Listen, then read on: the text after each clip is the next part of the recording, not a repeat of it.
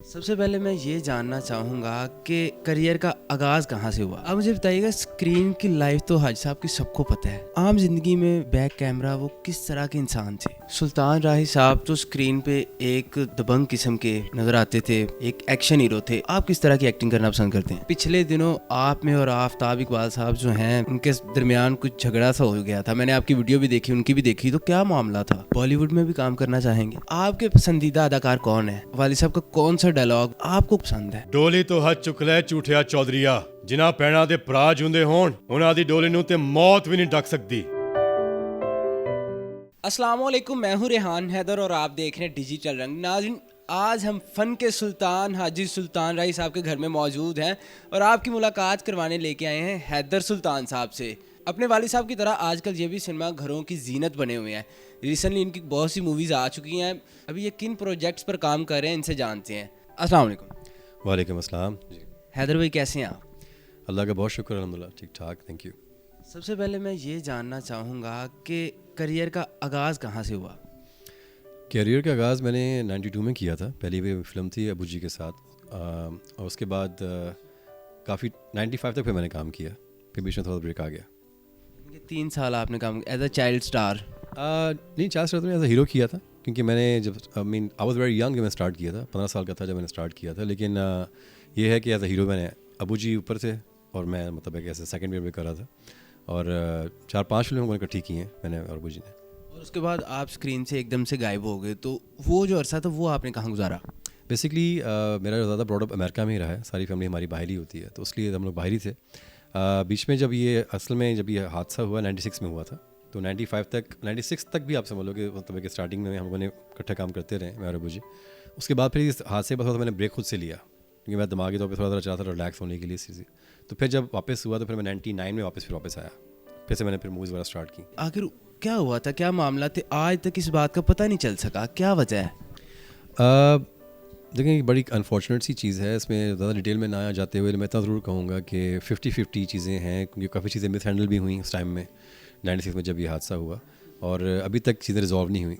होना ज़रूरी है इसलिए भी कि एज अ फैमिली हमें भी जाना ज़रूरी है कि क्यों, क्या वजूहत बनी। क्योंकि अबू जी जिस तरह के शख्स थे, वो कभी भी किसी के साथ उनकी ना कभी कोई दुश्मनी रही है, ना कभी कोई किसी के साथ कोई ऐसा वैसा मसला कभी रहा है। तो फिर भी अगर ये हुआ तो क्यों हुआ, एज अ फैमिली हमें जानना ज़रूरी है। एज अ फैंस बहुत ज़्यादा मुझसे पूछते हैं हमेशा कि क्या वजह बनी।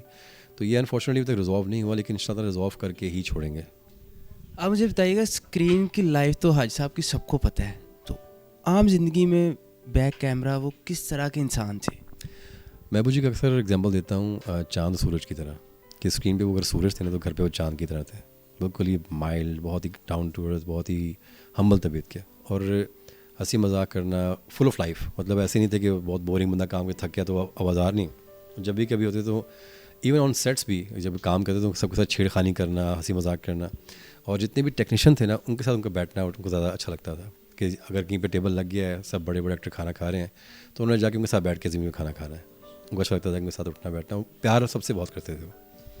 आपने दोबारा फिल्म इंडस्ट्री को ज्वाइन कर लिया, लेकिन मुझे बताइएगा कि आजकल हमारे पंजाब की जो फिल्म इंडस्ट्री है वो काफ़ी जवाल पजीर है, इसकी क्या वजह है?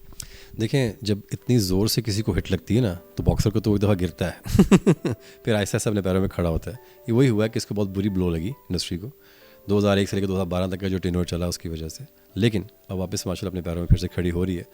अभी एकदम से तो सब कुछ ठीक नहीं होगा, थोड़ा टाइम लगेगा इसमें करने में इंशाल्लाह। लेकिन अच्छी बात यह कि काम फिर से शुरू हो गया है, बिल्कुल बंद हो गया था पहले बीच में।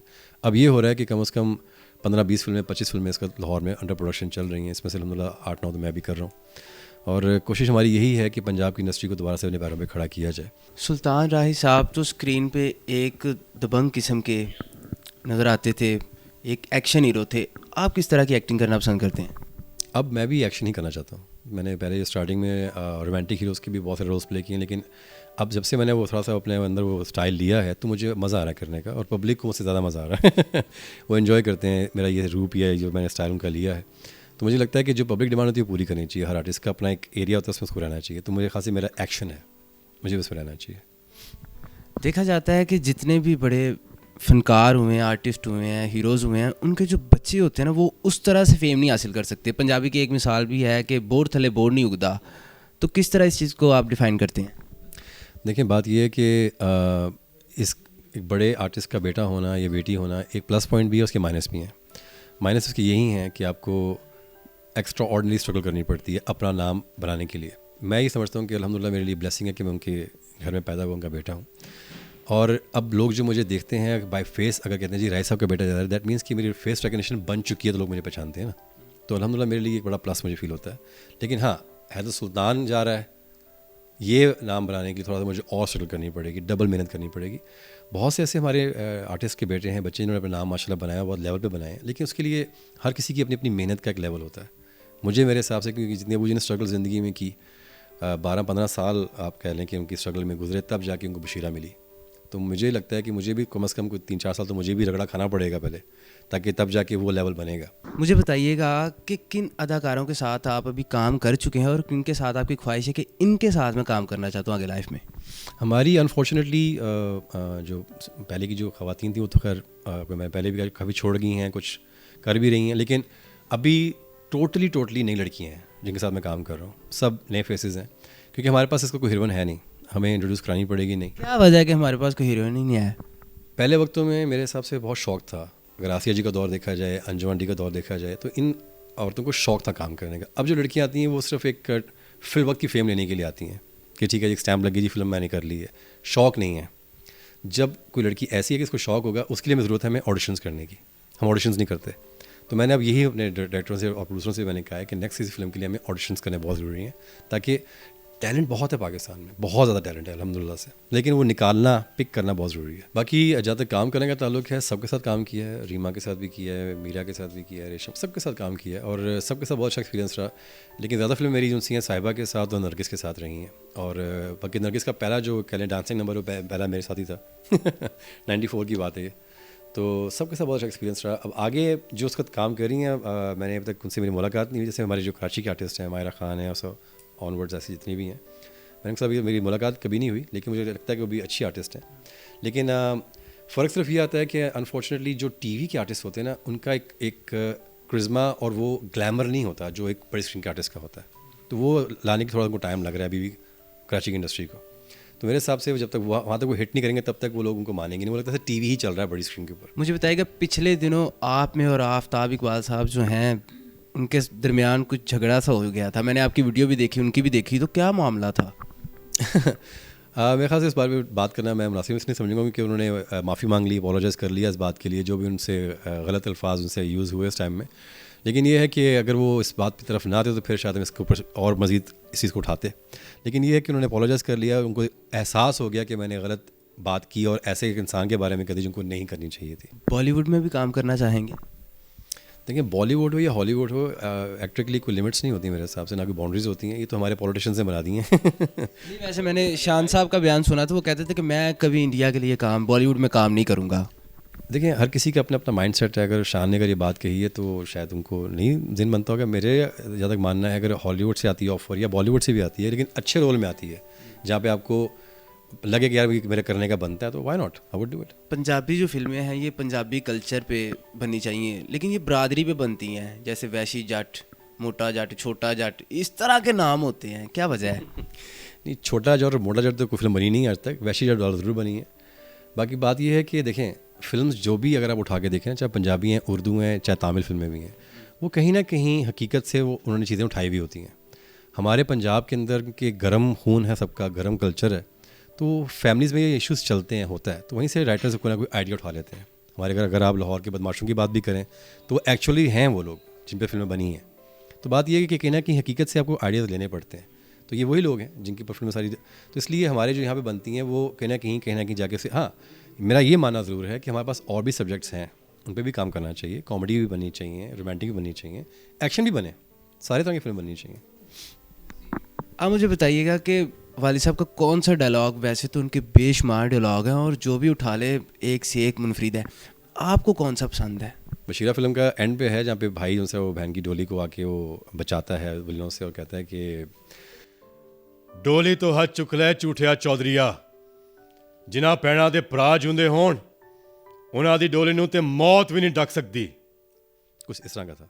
वाह जी वाह, लगा कि हाजी साहब ये डिलीवरी कर रहे हैं तो आप इस तरह की अब फिल्म बनाने लगे, पहले बनाते तो आपने बहुत हिट होना था। ये बात जो अभी आपने कही है, मुझे कुछ दिन पहले एक और शख्स ने भी कही थी कि आपको ये टेम्पो चीज़ें पहले ले लेनी चाहिए थी, क्योंकि और लोगों ने जो कॉपी की है आपके तो घर की चीज़ है। तो मैंने कहा यार वैसे बाकी मेरा माइंड सेट उसमें कभी गया नहीं, लेकिन अब पब्लिक का रिस्पॉन्स देखा तो समझ में आया कि नहीं ये करना चाहिए। मैंने सुना है कि एक वक्त था कि राय साहब जब शूटिंग करते तो एक फ्लोर से दूसरे फ्लोर में जाते थे और सिर्फ कुर्ता चेंज करते थे और अगले सेट पे, इस कदर काम था। लेकिन आज उधर उल्लू बोलते हैं वीरानी हो चुकी है, इसकी क्या वजह है? इसकी बहुत सारी वजूहत हैं, खाली एक वजह नहीं है। मेरे हिसाब से उसमें हमारे काफ़ी ज़्यादा हाथ आप कह सकते हैं, हमारे प्रोड्यूसर्स का भी है, हमारे एक्टर्स का भी है, और हमारे काफ़ी सारे स्टूडियो ओनर्स का भी है। फ़िल्म स्टूडियो से बाहर चली गई है, बेसिकली बात ये है। कुछ रेट्स बढ़ने की वजह से कह लें या जो भी वजूहत बनी है, ये फ़िल्म अभी वापस आ सकती है अगर लाना चाहें तो। थोड़ा सा कॉपरेट करना पड़ेगा इनको। और हमारे जो कुछ एक्टर्स हैं जिनकी वजह से, या कुछ हमारे कुछ डायरेक्टर्स जिनकी वजह से ये हालात बनते चले गए, 2001 से लेकर 2012 तक अगर आप देखें ना, तो उसके पीछे जो 10 साल का जो टेन्योर चला है, उसमें बहुत सारा काम ऐसा हुआ जो नहीं होना चाहिए था।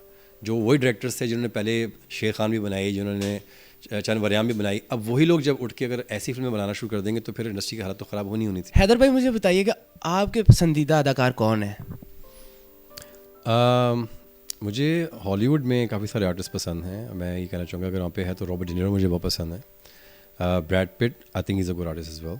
अगर पाकिस्तान की बात की जाए तो एक्शन में तो खैर अबू जी हैंड्स डाउन एंड है ऐसा कोई नहीं है।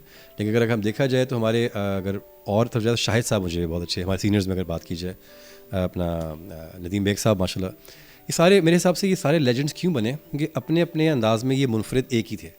आजकल लोगों को कॉपी कर लेते हैं जो भी करें, लेकिन वहीद मुराद साहब को अगर आप देख लें तो माशाल्लाह सब बड़े बड़े नाम गुजरे हैं। तो मेरे ख्याल से मोहम्मद अली साहब से जैसे साहब बिल्कुल, तो ये सब मुझे पसंद है इस सेंस में कि माशाल्लाह ने अपना नाम बनाया और मतलब एक सही लेवल पे लेजेंड बने हैं माशाल्लाह से, तो मुझे सब पसंद है। और फीमेल अदाकारों में फीमेल में I would start with Reema, no doubt बहुत अच्छी आदत की, बहुत प्रोफेशनल शी, सना के साथ काम करके बहुत अच्छा लगा। आई वुड से नरगिस से मेरी बहुत ज़्यादा अच्छी दोस्ती रही काफ़ी टाइम, काफ़ी काम अब नहीं है, नहीं काफ़ी टाइम, अब जो ऑब्वियसली छोड़ गई industry, she is working in salon ना, अपने स्टान से काम शुरू कर दिया। मैं तो कहता हूँ कि हमारे कुछ काश कुछ ऐसे पुराने चेहरे होते जो अभी भी वापस आ सकते होते तो वो ले आते, लेकिन वो सब छोड़ गई हैं। अभी सोशल मीडिया पे मैं स्क्रॉल कर रहा था तो मैंने देखा कि हमारे जो कुछ थिएटर के स्टार्स हैं इन्होंने इंडियन पंजाबी फिल्म की है। तो हमारे कुछ पाकिस्तानी फनकार हैं जैसे शान साहब हैं, अरबाज खान साहब हैं, इन्होंने तनकीद का निशाना बनाया है। आपने इस बारे में कोई बात की या आप किस तरह से इस बात को देखते हैं? देखें, हर बंदे का अपना एक माइंड सेट है, अपना उसकी सोच है, उस पर कोई किसी का वो नहीं है। लेकिन मेरा पर्सनली मानना ये है कि कोलैबोरेशन पे काम होना चाहिए। मैं कोई किसी तरफ से नहीं बोल रहा कि जी इंडियन फिल्में लगनी चाहिए या नहीं होनी चाहिए। हाँ, स्ट्रिक्टली इंडियन से शाहरुख की फिल्म आके लगी, सलमान की लगी, ये मैं नहीं कहता। कोलैबोरेशन पे अगर काम है, हमारे पाकिस्तान के आर्टिस्ट भी कर रहे हैं, इंडिया के भी कर रहे हैं, वो काम होना चाहिए। देखें, हमें इसका ज़रूरत है हमारी बाउंड्रीज में से बाहर निकलने की, आउट ऑफ द बॉक्स सोचने की। तो तभी होगा जब हम लोग और लोगों को वेलकम करेंगे। तो मेरे हिसाब से हमें मिलकर इकट्ठे काम करना चाहिए। और इसमें कोई बुरी बात नहीं है कि अगर हमारी फिल्में दुबई में लगेंगी, लंदन में लगेंगी, अमेरिका में रिलीज होंगी तो हमें बिजनेस मिलेगा ना। तो करना चाहिए, मेरे हिसाब से होना चाहिए। मैं एक एक नाम लूँगा, आपके दिमाग में पहला जो वर्ड है आपने बोल देना है। Sultan Rahi, great. Haider Sultan, fantastic. Shan, good actor. Mohammad Rana, lovely person. Saud, good friend. Arbaz Khan, talented artist. Babar Ali, Babar Ali, good vocal. John Rambo, funny गाय।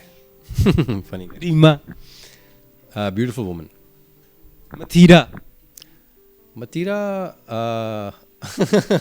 No comment. No comment. मुझे पता था आप फर बोल ही जा रहे हैं, मैंने कहा ऐसा नाम लेता हूँ कि आप ही अटक जाएं। बहुत शुक्रिया सर, आपने टाइम दिया। दुआ है अल्लाह ताला से आपके जो न्यू प्रोजेक्ट्स हैं उनमें आपको कामयाबी मिले और आप एक बार फिर से हमारी जो पंजाब की फिल्म इंडस्ट्री है उसको अरूज देने में कामयाब हों। नाज़रीन, आपने हैदर सुल्तान साहब की तमाम गुफ्तगू जानी, अपनी राय से कमेंट सेक्शन में ज़रूर आगाह कीजिएगा। इसी के साथ मुझे दीजिएगा इजाज़त। डिजिटल रंग को कर लें सब्सक्राइब। मिलते हैं अगली वीडियो में, तब तक के लिए फ़ी अमान अल्लाह।